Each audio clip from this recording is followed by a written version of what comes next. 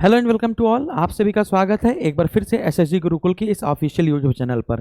Class को start करते हैं। आज है हमारी पहली क्लास। आज हम लोग पढ़ने वाले हैं मूल विधि। तो मूल विधि में सबसे पहले हम लोग आईपीसी, सीआरपीसी एंड आईईए को समझ लेते हैं कि what is IPC and what is CrPC and what is IEA. तो आईपीसी का फुल फॉर्म होता है इंडियन पिनल कोड, है ना, और सीआरपीसी का फुल फॉर्म होता है कोड ऑफ क्रिमिनल प्रोसीजर, और आईईए का फुल फॉर्म होता है इंडियन एविडेंस एक्ट, भारतीय साक्ष्य अधिनियम। तो पहले आईपीसी लागू होगी, फिर सीआरपीसी लागू होगी, फिर आपके क्या होगा भाई आईईए, है ना, इंडियन एविडेंस एक्ट लागू होगा। तो वन बाय वन करके इसको समझेंगे। आज हम लोग इस क्लास में सिर्फ आईपीसी और सीआरपीसी की बात करने वाले हैं। अच्छे समझेंगे। पहले आईपीसी कब लागू हुई, कौन लाया था, विधि आयोग क्या है, विधि आयोग के अध्यक्ष क्या है, 22वें विधि आयोग के अध्यक्ष कौन थे, 23वें विधि आयोग के अध्यक्ष कौन होंगे, 21वें विधि आयोग के अध्यक्ष कौन थे, इन सब पर हम लोग बात करेंगे। स्टार्ट करते हैं क्लास को। ये है हमारी पहली क्लास। तो इनमें से आईपीसी में हम कुछ धाराओं को भी लेकर चलेंगे ताकि आपका पेपर अच्छे से हो पाए। वन बाय वन करके व्याख्या से पढ़ेंगे, आपने कभी नहीं पढ़ा होगा ऐसा। स्टार्ट करता हूं पहली क्लास को। तो आईपीसी एंड सीआरपीसी, अभी हम लोग इस पर बात करेंगे। आईपीसी का फुल फॉर्म होता है इंडियन पिनल कोड, सीआरपीसी का फुल फॉर्म होता है कोड ऑफ क्रिमिनल प्रोसीजर। याद रखिएगा, फुल फॉर्म आ सकता है पेपर में। आईपीसी का फुल फॉर्म है इंडियन पिनल कोड और सीआरपीसी का फुल फॉर्म है code of criminal procedure. One by one करके समझते हैं। पहले हम लोग समझेंगे व्हाट इज आईपीसी। तो पहले आईपीसी समझेंगे, फिर सीआरपीसी समझेंगे, फिर आईईए समझेंगे। तो समझते हैं आईपीसी। आईपीसी को इंग्लिश में मैंने बताया इंडियन पिनल कोड कहते हैं, हिंदी में इसको भारतीय दंड संहिता या भारतीय दंड विधान कहते हैं, उर्दू में इसको ताजे राते हिंद के नाम से जाना जाता है।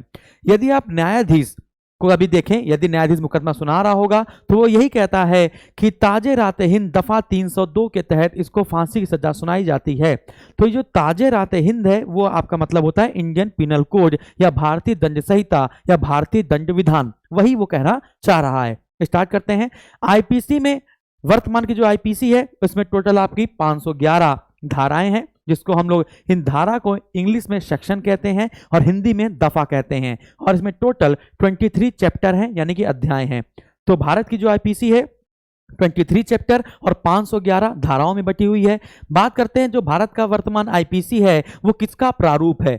भारत में सबसे पहले विधि आयोग, भारत में सर्वप्रथम विधि आयोग बनाया गया था आपका 1833 के चार्टर एक्ट के तहत 1834 में। तो 1833 के चार्टर एक्ट के तहत 1834 में आपका विधि आयोग की स्थापना हुई थी। पहले विधि आयोग के अध्यक्ष थे लॉर्ड मैकाले। कौन थे भाई? लॉर्ड मैकाले थे। याद रखिएगा, मैकाले जी ने हमेशा अंग्रेजी शिक्षा का ही समर्थन किया है। लॉर्ड मैकाले का ये स्टेटमेंट था, लॉर्ड मैकाले का ये स्टेटमेंट था कि भारत की किताबों को और इस्लाम धर्म की किताबों को यदि इन दोनों की किताबों को मिला दिया जाए, यदि दोनों की किताबों को मिला दिया जाए तो ब्रिटेन में, लंदन में जो रखी हुई एक किताब है, किसी भी लाइब्रेरी के किसी भी एक खांचे में रखी हुई कोई भी एक किताब, ये ज्यादा मूल्यवान होगी इन भारत और इस्लाम दोनों किताबों की अपेक्षा। यानी कि एक किताब ज्यादा मूल्यवान होगी इन भारतीय और इस्लामों के सभी ग्रंथों को मिला लिया जाए फिर भी।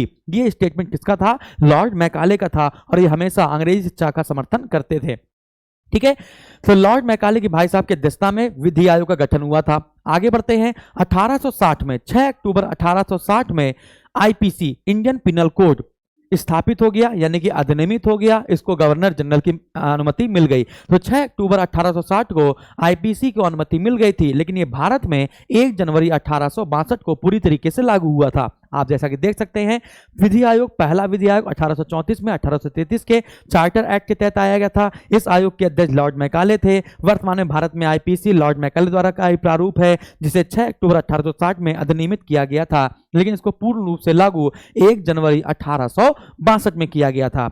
भारत का जो आईपीसी का प्रारूप है, आईपीसी का जो ड्राफ्ट है, वो कई अन्य देशों के द्वारा भी अपनाया गया है, जैसे श्रीलंका, ब्रुनेई एंड सिंगापुर। तो श्रीलंका, ब्रुनेई एंड सिंगापुर ये ऐसे देश हैं जो भारत के आईपीसी के ड्राफ्ट को अपने यहाँ पर आरोपित करते हैं या अपने यहाँ पर लागू करते हैं। स्टार्ट करते हैं।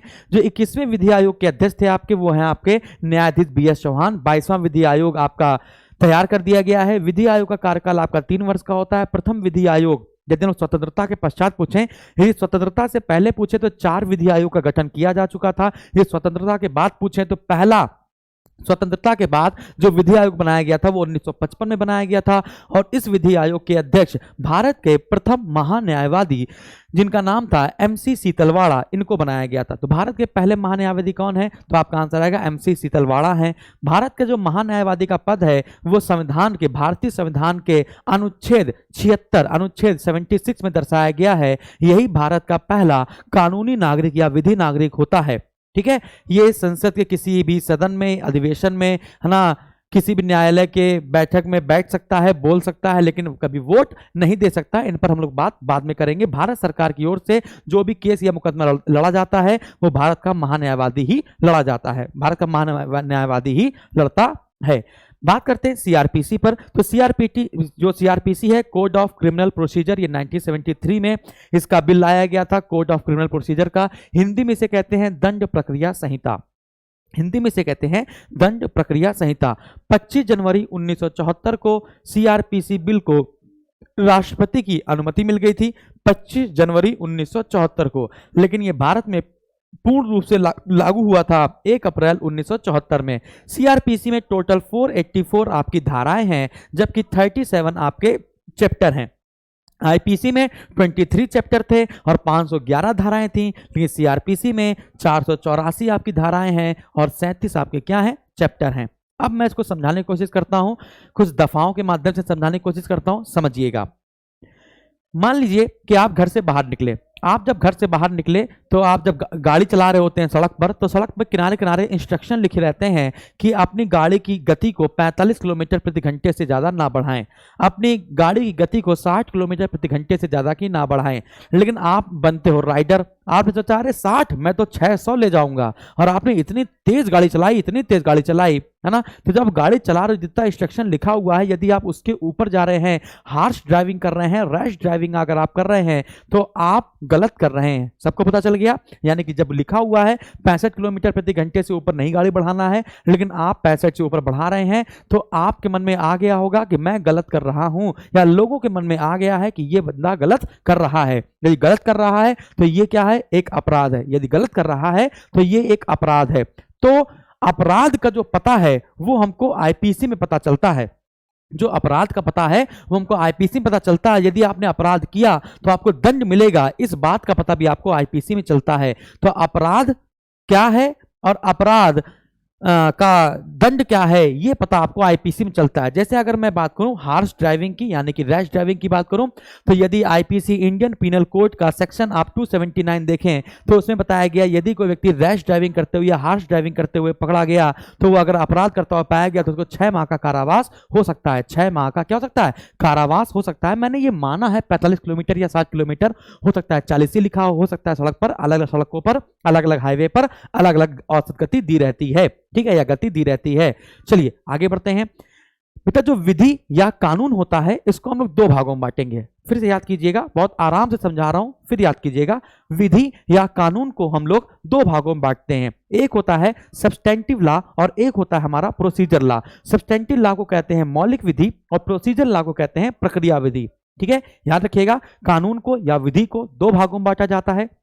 एक होता है मौलिक विधि और एक होती है आपकी प्रक्रिया विधि। फिर मौलिक विधि और प्रक्रिया विधि को फिर से हम लोग 2-2 भागों में बांटते हैं, यानी कि इसको भी 2 भागों में बांटते हैं, इसको भी 2 भागों में बांटते हैं। उसको कहते हैं हम लोग, एक होता है सिविल लॉ जिसको हम लोग कहते हैं दीवानी कानून, एक होता है सिविल लॉ, यानी कि जो मौलिक विधि है, जो आपका सब्सटेंटिव लॉ है, ये भी 2 भागों में बटेगा, civil law and criminal law. Civil law and criminal law, इसे कहते हैं दीवानी कानून, और क्रिमिनल लॉ को कहते हैं दांडिक कानून या फिर फौजदारी कानून। ठीक है, तो ये जो आपका मौलिक विधि है ये भी आपका civil law and criminal law में बटेगा, और जो आपकी प्रक्रिया विधि है ये भी आपकी civil law and criminal law 2 भागों में बटी रहेगी। इतनी बात आपको समझ में आई? चलिए तो आगे बढ़ते हैं। तो जो आईपीसी है, इंडियन पिनल कोड जो है, जो आईपीसी है वो एक सब्सटेंटिव लॉ है। याद रखिएगा, जो आईपीसी है वो एक मौलिक विधि है, जबकि जो सीआरपीसी है वो एक प्रक्रिया विधि है। ठीक है, तो आईपीसी क्या है? सब्सटेंटिव लॉ है, और जो सीआरपीसी है वो आपकी प्रोसीजर लॉ है। देख लीजिए भाई, आईपीसी एक क्या है? मौलिक विधि है, सब्सटेंटिव लॉ है, जबकि सीआरपीसी एक प्रक्रिया विधि यानी प्रोसीजर लॉ है। इतनी बात समझ में आई? तो आईपीसी क्या करती है? अपराध की परिभाषा बताती है और क्या दंड दिया जाएगा ये बताया जाता है आईपीसी में। चलिए अब मैं कुछ आपको दिमाग टनकाने वाले प्रश्न देता हूं, है ना। दिमाग टनकाने वाले जो प्रश्न है, पहला प्रश्न लिखिए या पहला प्रश्न लिखा हुआ है, इसको देखिए। पहला प्रश्न ये है कि 5 आदमियों ने, आपने देखा होगा कि 5 आदमियों ने क्या करी, भरे चौराहे पर एक व्यक्ति को पकड़ा, है ना। 5 आदमियों ने भरे चौराहे पर एक व्यक्ति को पकड़ा, है ना, और पकड़कर उसकी घड़ी छीन ली, उसका पर्स छीन लिया, ठीक है। और अगले दिन अखबार में क्या आता है, अगले दिन अखबार में आता है कि 5 आदमियों ने सरेआम एक व्यक्ति को लूटा। तो 5 आदमियों ने सरेआम एक व्यक्ति को लूटा। तो जो अखबार वालों ने लिखा है 5 आदमियों ने सरेआम एक व्यक्ति को लूटा, ये गलत है, ठीक है। क्योंकि आईपीसी जब आप पढ़ते हैं तो पता चलता है चोरी अलग चीज है, लूट अलग चीज है और डकैती अलग चीज है, ठीक है। तो 5 आदमियों ने सरेआम एक व्यक्ति को लूटा, ऐसे पेपर निकलता है। तो मैं आपसे पूछना चाहता हूं, ये 3 क्वेश्चन लिखे हुए हैं, है ना। इस 3 क्वेश्चन को मैं पढ़ता हूं, फिर आप वीडियो को पॉज कीजिएगा, है ना, रुकिएगा और इसके बाद सोचिएगा, ठीक है, कि क्या हो सकता है इसका आंसर।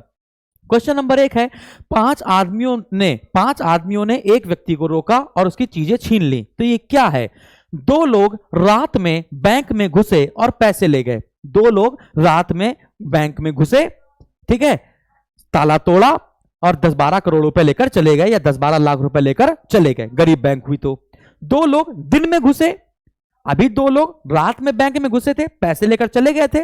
2 लोग दिन में घुसे और दिन में घुसकर उन्होंने बंदूक लगाई लोगों के, कोई हिलेगा नहीं, कोई हिलेगा नहीं, मार देंगे, जान से मार देंगे। बात समझ आ रही है। तो उनको धमकी दी, जान से मारने धमकी दी, डराया धमकाया और पैसे लेकर चले गए।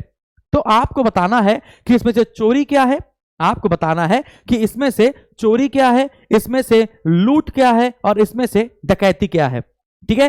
तो इसका आंसर क्या होगा, तो आपको बताना है इनमें से किसको चोरी कहेंगे, किसको लूट कहेंगे और किसको डकैती कहेंगे।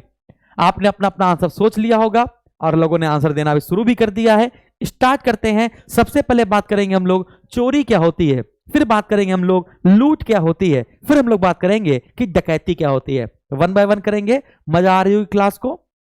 चलिए, तो सबसे पहले बात करेंगे आईपीसी की धारा 378 और 379 पर।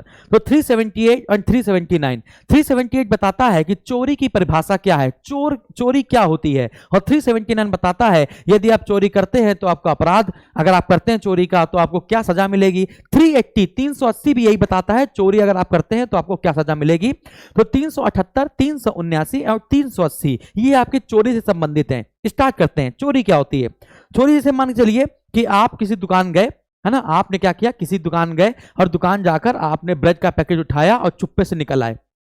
आप मेरे यहां पर आए, आप मेरा फोन रखा हुआ था, आपने चुप्पे से उठाया और चले गए। तो आपने चुपके से उठाया और चले गए, क्या आपने हमारे ऊपर बंदूक लगाई, क्या आपने हमको डराया, क्या धमकाया। जब डराया धमकाया नहीं, है ना, और आपने ना तो कट्टा बंदूक लगाया और लेकर चले गए, तो ये आपकी चोरी है। ये आपकी क्या है भाई, ये चोरी है। अब चोरी 2 प्रकार से होगी, एक आपके घर में कोई चोरी कर ले, एक आपके घर में बिना बताए घुसे और सामान लेकर चला जाए, ये आपके घर में चोरी है, और एक जो बाहर चोरी हो जाए, ठीक है ना। बाहर पड़ी हुई चीज थी, आपने बाहर घर के बाहर दरवाजा में या घर के बाहर आपने रस्सी टांगी और आपने कपड़े अपना कच्छा, हाँ, आपने अपना कच्छा सुखाने के लिए टांगा और लोग उसको उठा ले गया, कोई जो उठा ले गया है वो भी चोरी है। तो एक घर के अंदर चोरी हो रही है, किसी बिल्डिंग के अंदर चोरी हो रही है, और एक जो आपकी बाहर चोरी हुई है, बिल्डिंग यानी परिसर या प्रेमाइसेस के बाहर चोरी हो रही है।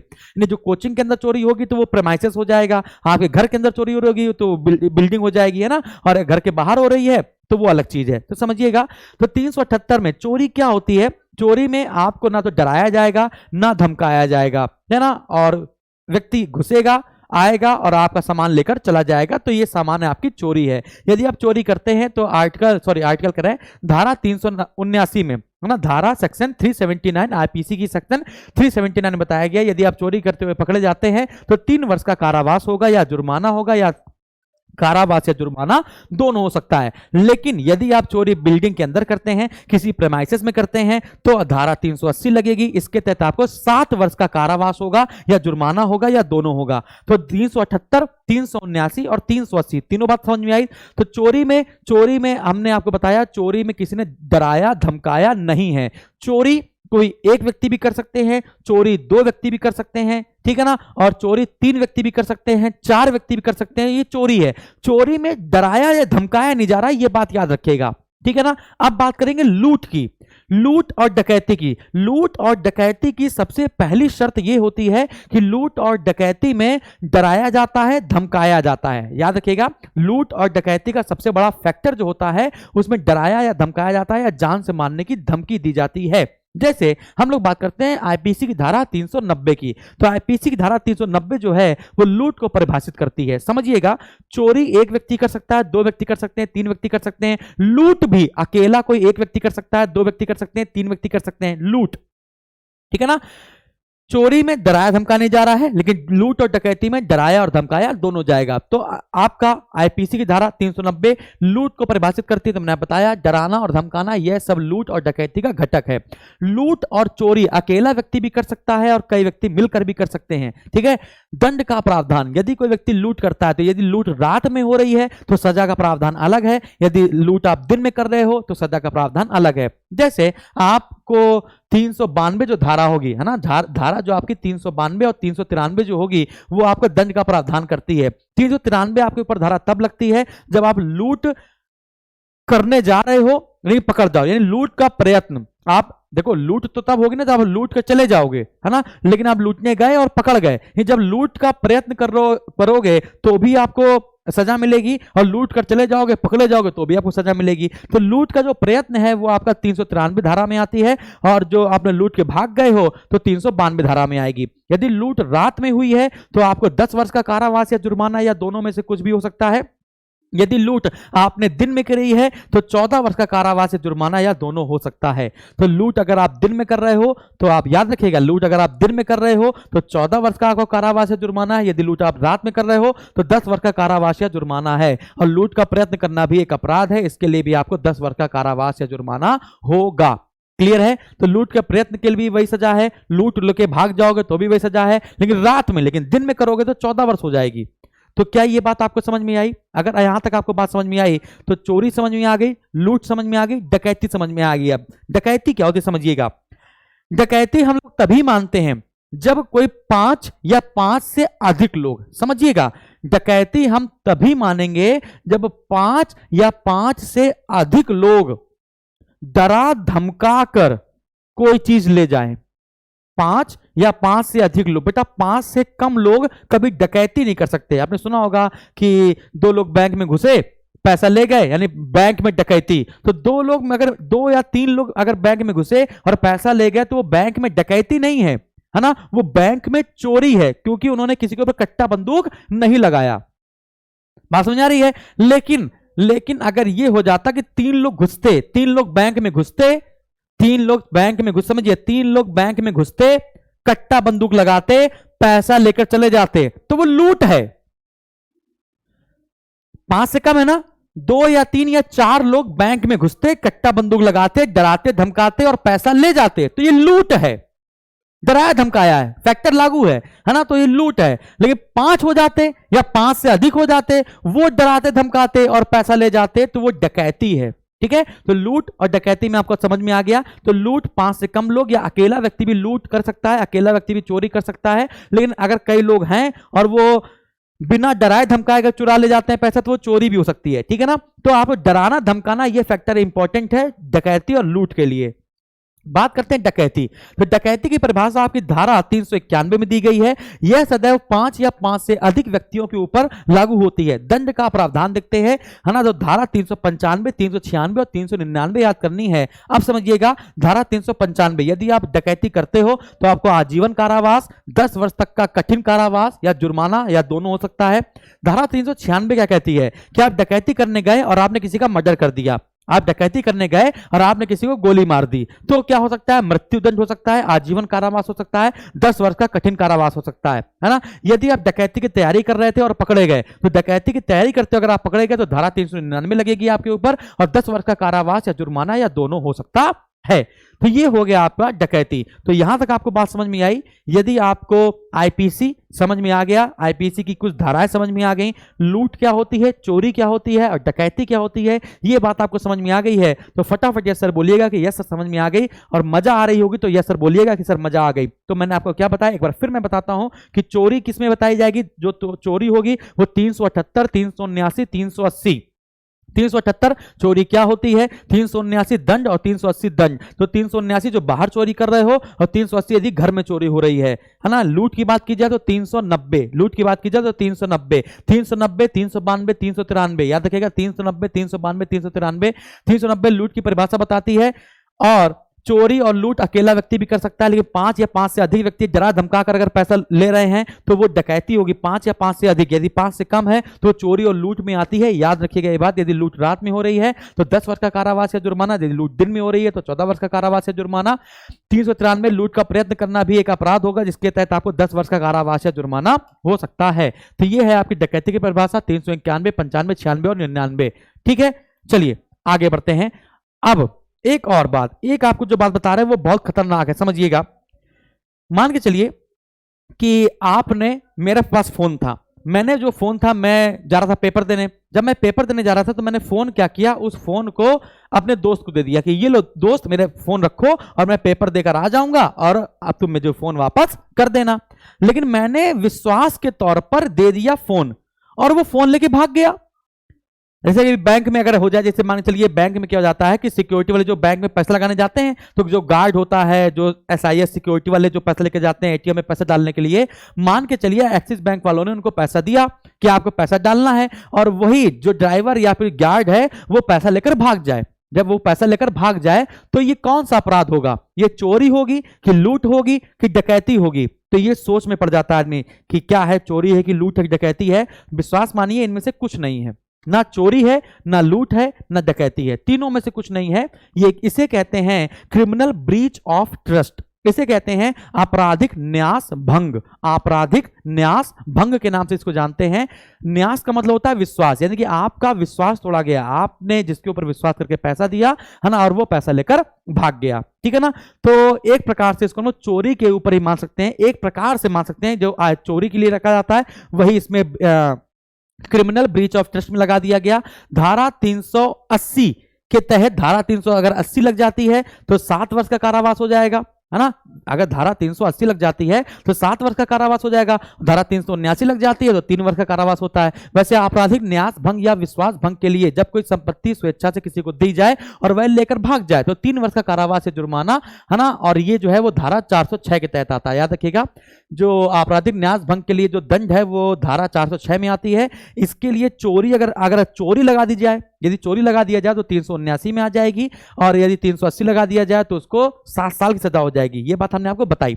चलिए, तो यहां तक आपको शायद आईपीसी समझ में आई। तो आईपीसी कब तक काम करती है? आईपीसी आपको ये बताती है कि आपने कोई काम किया, यदि आप कानून के बाहर जाकर कोई काम करते हैं, विधि के अगेंस्ट जाकर कोई कार्य करते हैं तो वो अपराध हो गया। जैसे आपने बताया गाड़ी चलाई, लिखा था 60, आपने 70 भगाया तो आपने वो अपराध कर दिया। जो अपराध कर दिया तो अपराध की परिभाषा आपको आईपीसी में मिलेगी और आपने जैसे अपराध किया आपको दंड भी जो पता चलेगा कि आपने हार्श ड्राइविंग करी, अब आपको 6 महीने का कारावास होगा। तो अपराध क्या है, उसके लिए दंड क्या है, ये आपको आईपीसी में पता चल जाएगा। लेकिन आपने अपराध किया, पुलिस आई और आपको गिरफ्तार करेगी, तो गिरफ्तार करने की प्रक्रिया क्या होगी? गिरफ्तार करने के बाद वो मजिस्ट्रेट के सामने कब उपस्थित कर सकेगी, उसकी प्रक्रिया क्या होगी? यदि छुट्टी है तो प्रक्रिया क्या होगी?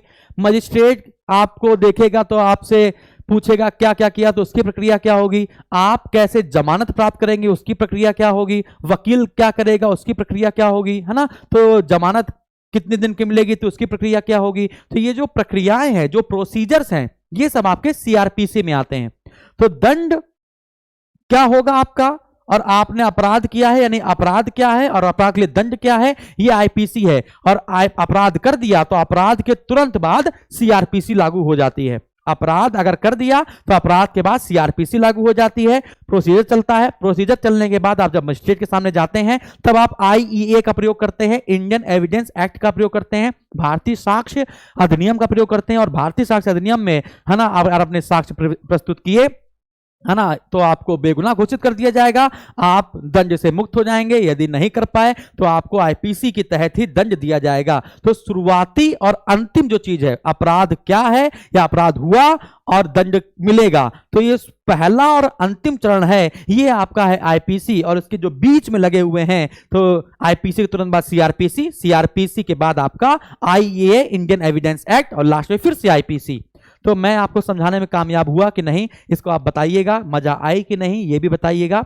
और फिर हम लोग बात करेंगे क्लास 2 पर, फिर अगले टॉपिक पे बात करेंगे कि दंड कितने प्रकार का होता है, कारावास कितने प्रकार का होता है, मेंसरिया क्या होता है, अपराध के तत्व क्या होते हैं, इन पर हम लोग धीमे धीमे बात करते रहेंगे। मूल विधि आपको इतनी प्यारी कर देंगे कि आप कोई भी पेपर दीजिए, है ना, आप एक पुलिस वाले को या आप एक किसी भी व्यक्ति को अच्छे से समझा सकते होंगे, आप वहां पर बोल सकते होंगे, कभी भी लॉ वाली बातें आएंगी तो आपको सुनकर आप उसका रिप्लाई कर सकते होंगे, मैं आपको इतना मजबूत कर दूंगा। तो इतनी बात आपको समझ में आई तो फटाफट ऐसे बोलिएगा। Thank you very much.